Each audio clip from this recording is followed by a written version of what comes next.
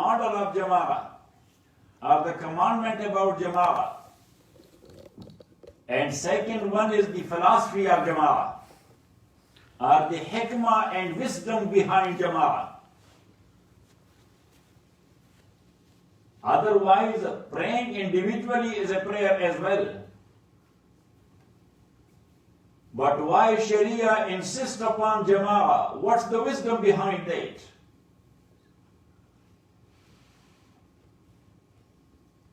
So in brief, unity. What? Unity. What type of unity that is? Number one, praying at one time. Praying at one time. Number one. Number two, praying behind one imam. Number three, praying in saf or rank, standing beside one another very close. Usul Khalal. Sawu sufufakum. Sawu sufufakum. Atimmu sufufa safal awwal fal awwal. Usul Khalal. Mafhum? So now Imam says, Rahmatullahi alayh, and others as well, but Imam has given a lot of details. Imam Abu Hanifa. So he says now the wisdom and philosophy is unity. So if we will allow second Jama'ah in the same masjid for no reason, so you have broken the unity. Where is the unity then? So that's why his and Imam Malik's mazhab is the second Jama'ah is makruh. That's a dislike practice. That is what? That's a dislike practice.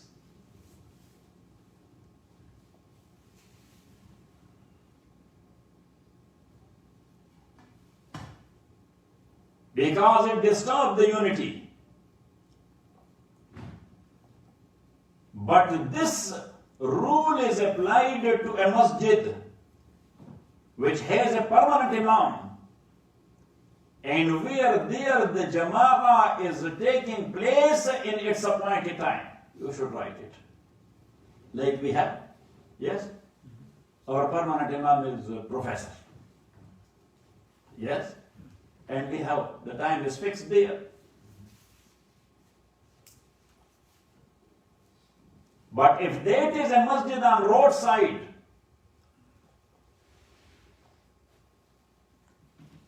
where the people are traveling and going on road, and they are entering the masjid in different times. So for the passers-by, that is not very easy to approach the time of Jama'ah, because they are traveling.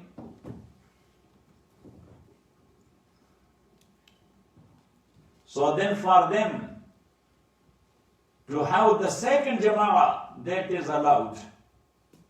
That's not makruh. For them, that is allowed. But as that is the second Jama'ah, so Imam Abu Yusuf Rahmatullahi alayhi, he explained it. It should not have resemblance with the first Jama'ah. So number one, it may not be in the place where the permanent Jama'ah is taking place, like in Mihrab. Like in what? Like in Mihrab. So it should be there in the back. Got it? Or there on the side. And number two, there is no need of giving another azan, because azan is given in the masjid for time. For what? So for one time there is one azan. Got it? But regarding iqama, there are two sayings of Hanafi fuqaha. For the second Jama'ah, iqama is allowed, or should be, or should not be. So they say to change the shape, there should not be any iqama.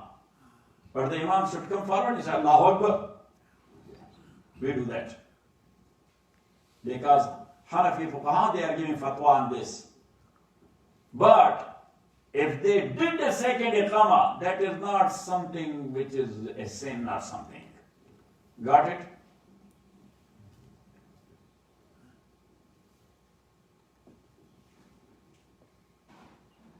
Now Imam Rahmatullahi alayhi said that sometimes the Prophet used to go out of Medina. To go out of Medina for certain things. Now to visit somewhere, someone, he is sick or whatever. Yes. And a few times it happened that he came back and the Jama'ah had already taken place. He came back to the masjid and the Jama'ah had already taken place. So Prophet ﷺ never led the second prayer in Jama'ah, he went home. He went home. And if somebody was there, like Ali or Zayd ibn Harisa, radiyallahu ta'ala an, he used to ask him, yes, stand with me to have the Jama'ah. Got it? So Hanafites, they are referring to the practice of the Prophet sallallahu alaihi wasallam. Got it? The Malikites, or Imam Malik says, making a Jama'ah before the permanent Imam comes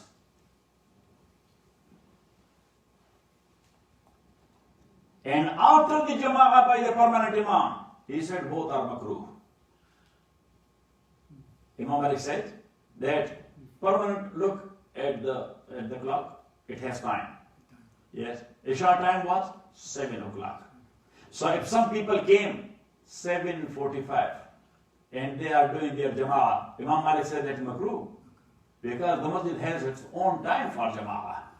If they are in hurry, they should pray their prayer individually and leave. Got it? Because then time-wise, this non-regular Jama'ah would be considered the first one. So what about the permanent Jama'ah? You know what I'm saying? That they are disturbing the system. They are what? Disturbing the system. So he said that Jama'ah is makruh. Now when the permanent Jama'ah took place, so Imam Malik says for locals, that is makruh to have another Jama'ah. The same thing as Imam Abu Hanifa said. The same thing is Imam Abu Hanifa said, rahimahullah.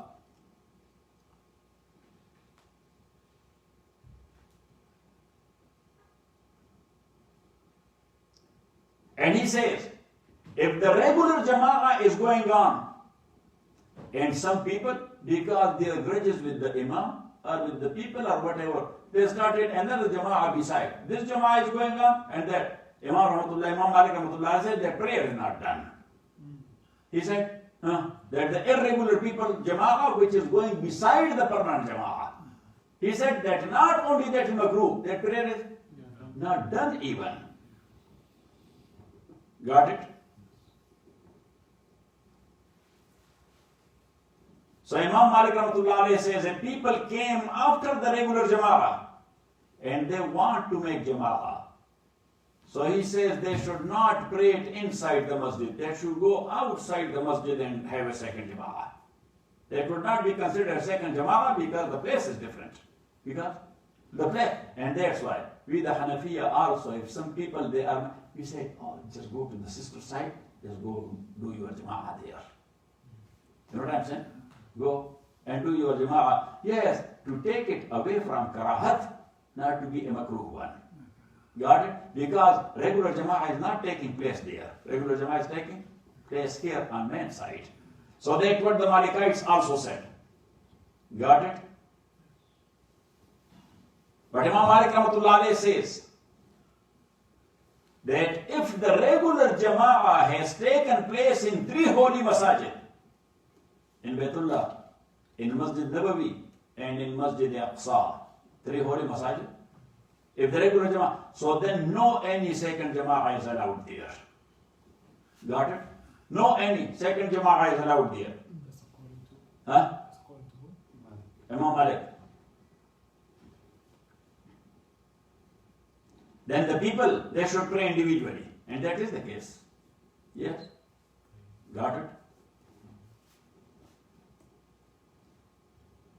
But he says, if a masjid does not have a permanent imam, Yes. Like America. Yes. Mostly in America, most of masajid. Yes. I think that because of this, these people applied this rule not to a permanent Jama'at, that whosoever is coming, let them pray one Jama'at, that second Jama'at, this is the 15th Jama'at, this is the 20th Jama'at. Yes. So then Imam Malik Rahmatullah says, anybody who will come, so let him pray with Jama'at, one Jama'at, two Jama'at, in one time 10 Jama'at. Yes.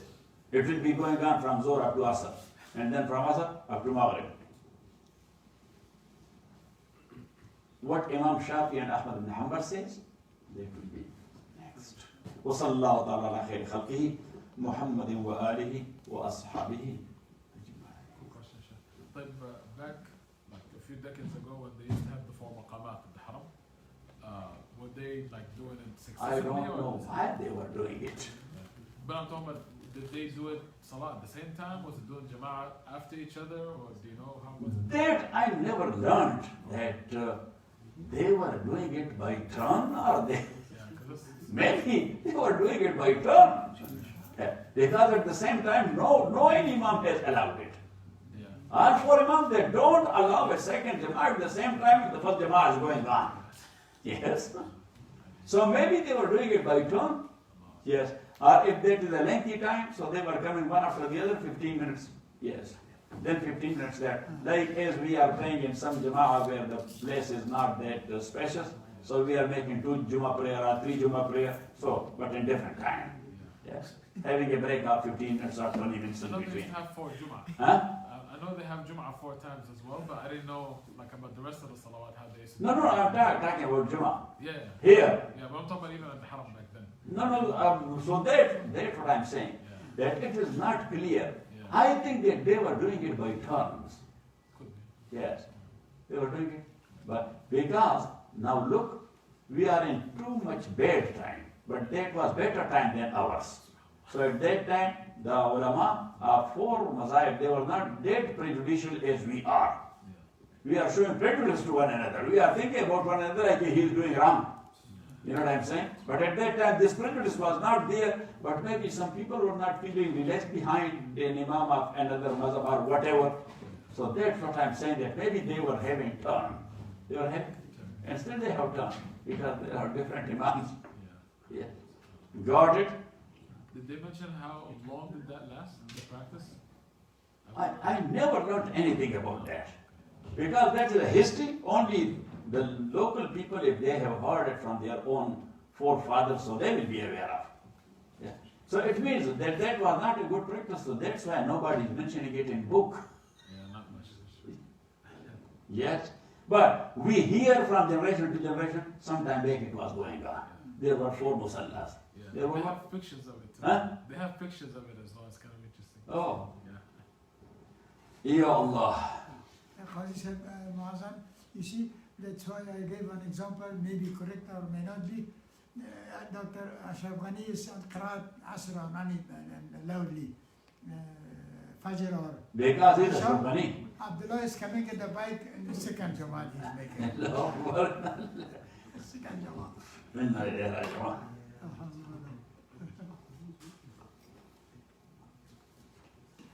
بسم الله الرحمن الرحيم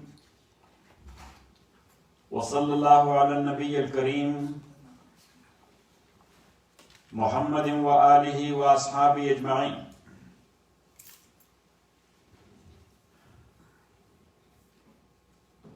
So after the battle of Banu Qurayza,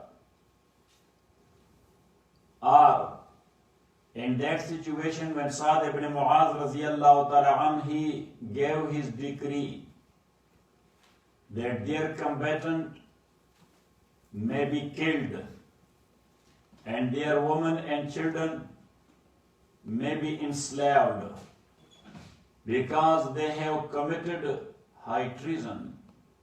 They are traitors against the state.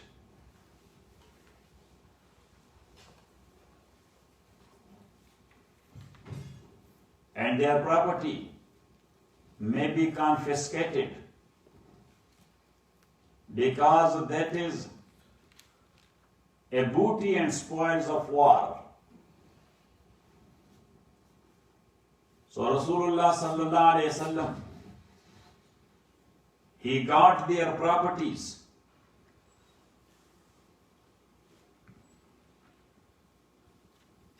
Prophet sallallahu alayhi wasallam,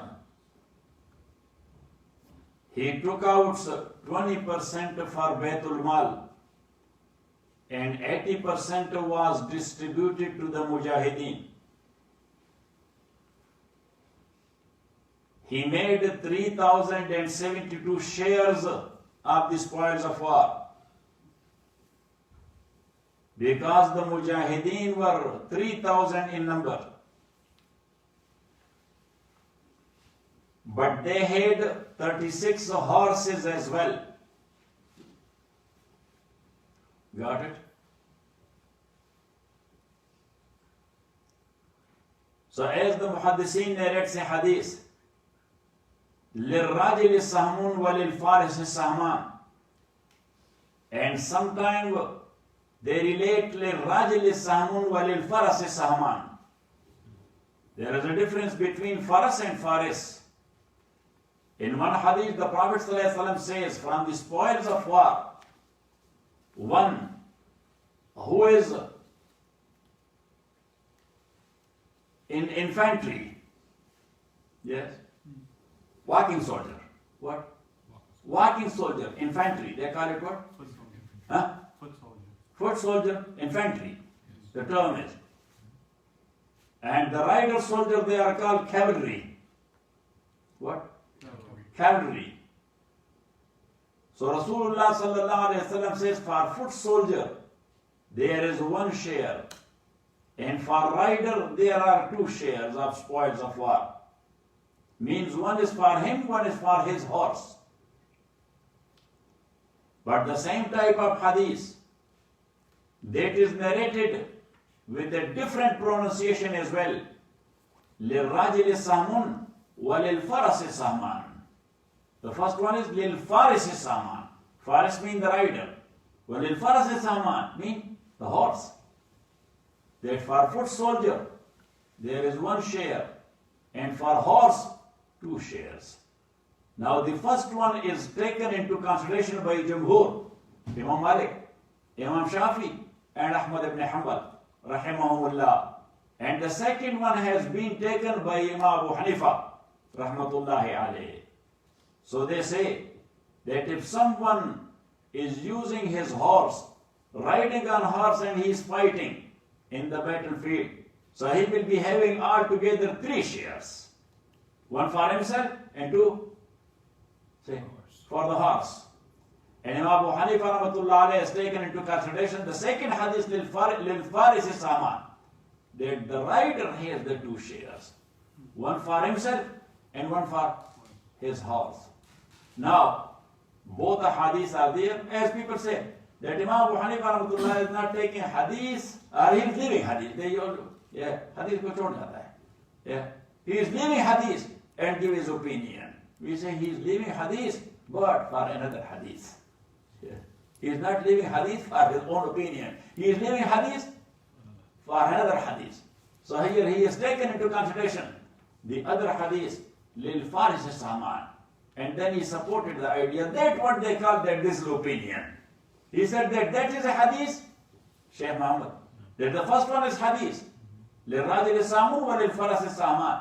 The second one is hadith. لِلرَّجِلِ سَامٌ وَلِلْفَرَسِ سَامَانِ. And he said both of them, they are of the same level.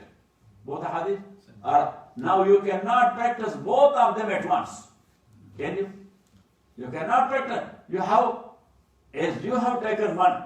So I have the right to take one. You have taken the first one. But why? You don't have any support. I have taken the second one, but I have a support. So they say, what is that? Not to give priority to an animal or a human. Yes. He said, if you are giving 1 share to the human and 2 to the animal, what is this? وَلَقَدْ كَرَّمْنَا بَنِي آدَمَ. Imam said, وَلَقَدْ كَرَّمْنَا بَنِي آدَمَ. And he said that, look, another support, Shaykh Muhammad. Now for sure you will become Hanafi. Yes.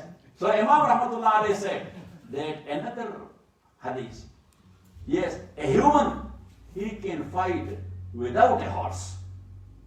But a horse cannot fight without a human. You know what I'm saying? Who can argue with this Baba? Huh? He was a man. So anyhow, but here, that is the riwayah. Then, Rasulullah sallallahu alayhi wa sallam, he sent a few prisoners with the Sa'd ibn Zayd Ansari towards the Najd, because they were slaves. They were what? They were slaves. To sell them there, we have to buy some weapons and some horses for our army. Got it? Because we have shortage of weapons and shortage of horses.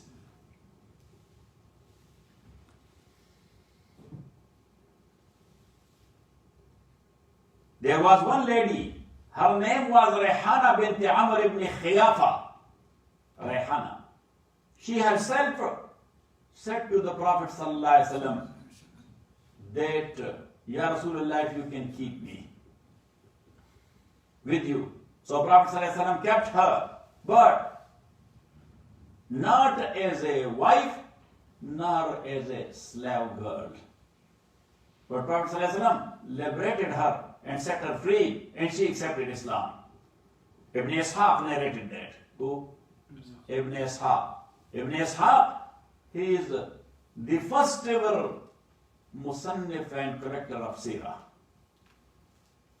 About biography of the Prophet ﷺ, all writers, they are taking Seerah where from? From Ibn Ishaq. But his Seerah is very lengthy. Big volumes, 12 or 13. Yes. Then his student, Ibn Hisham, he summarized it a little bit. So that became 6 or 7 volumes. Got it? And I have summarized it as well. So that is that much. To make it easy for people, and as we are going, inshallah, to compile the English one as well. Yes. Huh? No, this is Urdu. Yes, but the English one, I'm writing and giving to them. So they are typing it. So, anyhow, then after that, Sa'd ibn Mu'az radiyallahu ta'ala an, he died. He passed away. Rasulullah sallallahu alayhi wa sallam said, هَذَا رَجُلٌ اِحْتَزَّ لَهُ عَرْشُ الرَّحْمَنِ. Either that's a proverb or that's a real thing. That Rasulullah sallallahu alayhi wa sallam said, with the death of this great man, اِحْتَزَّ عَرْشُ الرَّحْمَنِ, the arsh of Allah subhanahu wa ta'ala shook. Got it? So either it means that that was such a big loss for Muslim Ummah, that as a proverb, Allah Rasulullah sallallahu alayhi wa sallam used that. Or maybe through wahi. Yes, he found and Jibreel told him that yes, that was the case. At the time of this besiege,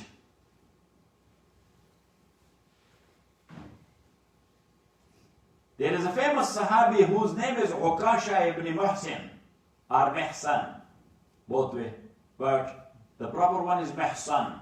Ukasha ibn Mihsan, this swad. Ukasha ibn Mihsan.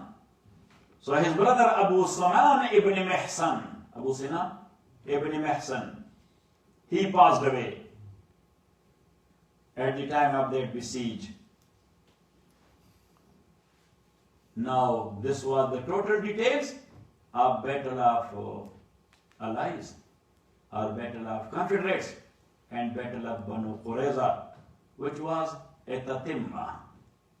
Yes, or that was a completion of the Battle of Ahzab. What after the Battle of Ahzab? Inshallah, next. وصلى الله تعالى على خير خلقه محمد وآله وأصحابه أجمعين. يا الله خير. Sheikh Muhammad. So